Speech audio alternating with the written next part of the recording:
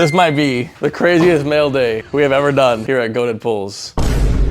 Damn! So where should we start? We got this Fossil first edition booster box. I think this is almost like $20,000 now. This mail day is probably like upwards of $200,000. I'm not even joking. We also got this Luigi in the 10. I think that was from Gabe. Forget who sent me this, but there's another legendary trigger. This is legitimately a $200,000 plus mail day, maybe 300,000. I don't know. Umbreon Delta Species, Blaziken VMAX, Giratina, Glaceon VMAX, Gardevoir from Steam Seed, Gengar VMAX in a 10, ADP from Cosmic in a 9, Tag Team Babies again in Japanese. Probably the ugliest Mewtwo in my opinion. I hate this card, but it's like $200. What? Shut up. Shining Tyranitar, even in a 4 is like, how much was this? 300, 400, 250? This card's undervalued. Starbirth Charizard in a 10 is only $200. That makes no sense to me. Persian, I'm Persian, so f it.